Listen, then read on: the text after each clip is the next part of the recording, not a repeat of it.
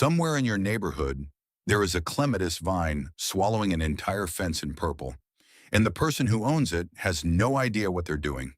They don't deadhead, they don't fuss, they forget to water it for weeks at a time, and yet it comes back bigger and louder every single summer.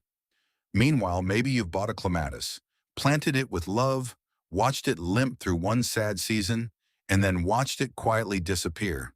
No big death scene, it just gave up.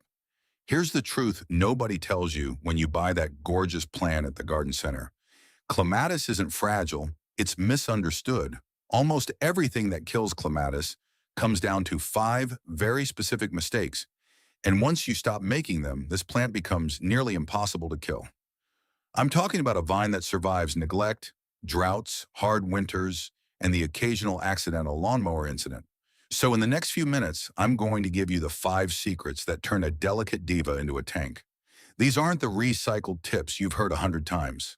By the end, you'll understand this plant better than most people who've grown it for 20 years.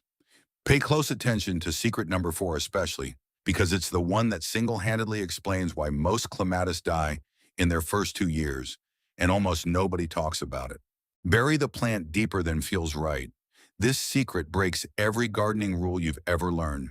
With almost any plant you buy, the instructions are the same. Dig a hole, set the plant in at the exact same depth it was in the pot, backfill, and you are done. If you bury a tomato too deep, you risk rotting the stem. If you bury most perennials too deep, you smother the crown. Clematis does not play by these rules. With clematis, you want to bury it deeper than feels comfortable. I'm talking about taking the plant out of its nursery pot and planting it so that the first set of leaf nodes, those little joints on the stem, end up 2 to 3 inches below the soil line. You're essentially burying part of the stem on purpose. Why does this work? Because clematis has a hidden survival mechanism most gardeners never trigger. Those buried nodes can sprout brand new shoots underground. So if the top of your plant ever gets damaged, if frost zaps it, a slug army eats it, or you accidentally snap it while weeding, the plant doesn't die. It just sends up fresh growth from below the soil. You've basically built a backup plant underground. This deep planting is also your #1 defense against clematis wilt, the mysterious disease where a healthy-looking vine suddenly collapses overnight. A deeply planted clematis can be cut all the way to the ground and still regenerate from those protected buried buds. A shallow one has no second chance. So when you plant, ignore the instinct that says match the pot level. Go 2 to 3 inches deeper. Feel uncomfortable because that discomfort is exactly the point. Cold feet, warm face. You've probably heard the old saying about clematis. It likes its head in the sun and its feet in the shade. It's repeated so often that it's become background noise, and most people nod along without actually doing anything about it. That's a mistake because this little phrase is hiding one of the most important things about keeping clematis alive long-term. Here's what it actually means in practice. The top of the plant, the vines, the leaves, and the flowers want full sun, 6 hours minimum. That's where the energy comes from, and that's where the blooms come from. No argument there. But the root zone is the opposite story. Clematis roots hate being hot and dry. When the sun bakes the soil at the base of the plant, the roots stress, the moisture vanishes, and the vine starts sacrificing its own leaves and flowers just to survive. This is why a clematis in a hot exposed spot can look so leggy and pathetic even when it's getting plenty of light. The fix is to keep the base of the plant cool and shaded. The lazy, expensive way is to buy decorative stones or shade tiles. But the way that actually works best is to plant something low and leafy right in front of your clematis. A small shrub, some hardy geraniums, a clump of perennials, or even a sprawling annual will work. Those plants cast a living shadow over the root zone, hold moisture in the soil, and keep the temperature down. This is the part that makes clematis forgiving. Once the roots are protected and cool, the plant can go far longer between waterings without panicking. You're building a buffer so that when you forget about this plant for 2 weeks in July, the roots are sitting in cool, moist soil instead of cooking in the sun. Cold feet, warm face, burn that into your memory. Know your pruning group or stop cutting entirely. Now we get to the secret that creates more confused flowerless clematis than anything else. Pruning clematis terrifies people. And honestly, the reason it's confusing is because there isn't one rule. There are three depending on which type you own. Cut at the wrong time, and you'll snip off every flower bud before it ever opens. The plant won't die, but you'll get a season of nothing but leaves, and you'll swear the plant is broken when really you broke it. Here's the simple version that cuts through all the jargon. Clematis fall into three pruning groups. Group 1 blooms early in spring on growth from the previous year. These you barely touch. If you cut them hard in late winter, you're cutting off this year's flowers. With these, the rule is only tidy up lightly right after they finish blooming and otherwise leave them alone. Group 2 are the big showy early summer bloomers, and they're the divas. They flower on old wood and again on new wood. With these, you do a light trim in early spring, just removing dead or weak stems, and you'll get blooms twice. Group 3 blooms later in summer on brand new growth, and these are the easiest of all. Every late winter or early spring, you chop the entire plant down to about a foot off the ground. It is brutal, fast, and no thinking is required. It comes roaring back. So how do you handle this without a botany degree? Option 1.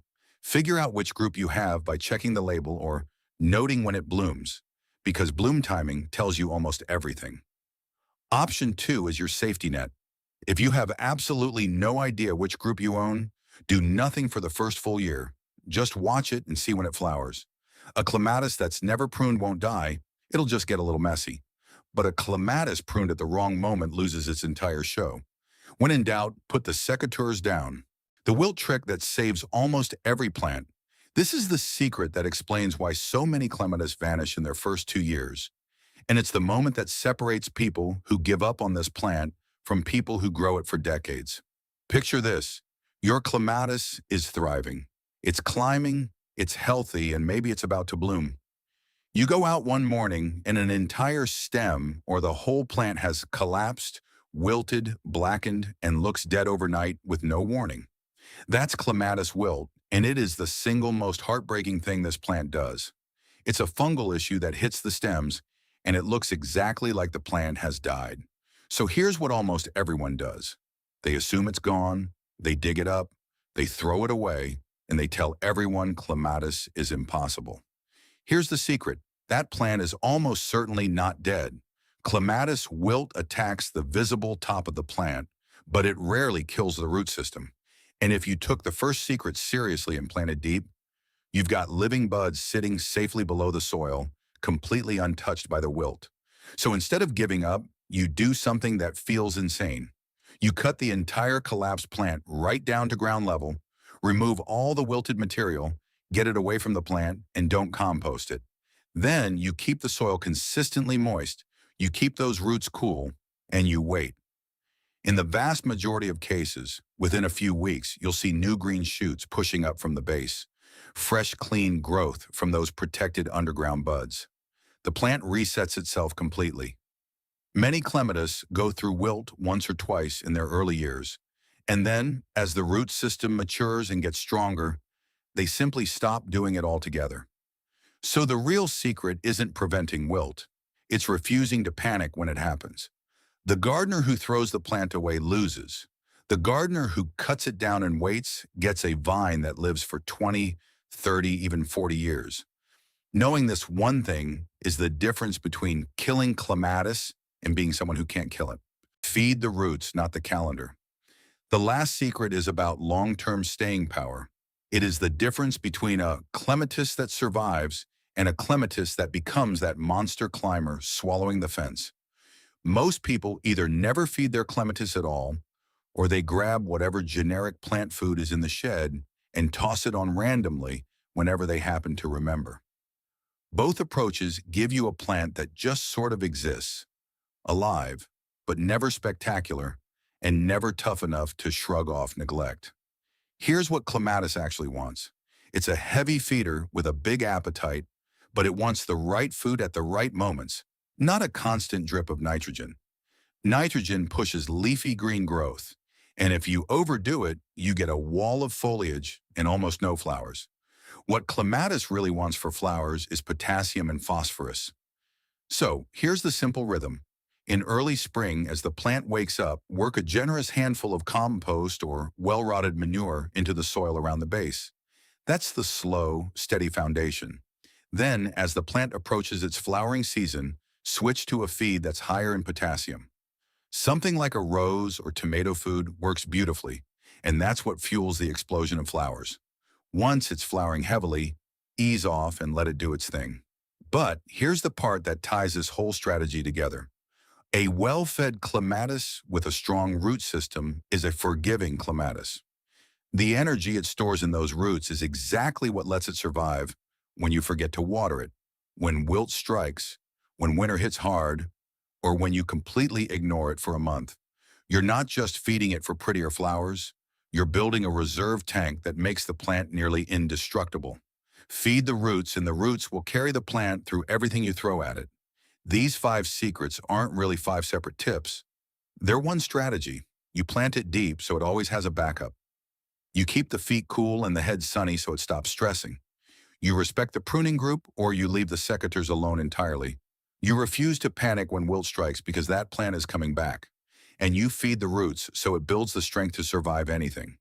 Do those 5 things, and you don't just get a clematis that lives, you get one that thrives on neglect. If this story changed how you look at the difficult plants in your garden, please subscribe and like this video. We are dedicated to unearthing the truth about the botanical world that others have overlooked. Let's cultivate a future where every garden thrives. Our next deep dive into nature's hidden treasures will be opening soon. Tell me in the comments, have you ever lost a clematis to wilt and thrown it away before you knew it could come back? I read every story, and your experiences help shape our future guides. Now go plant something deep, and I'll see you in the next one.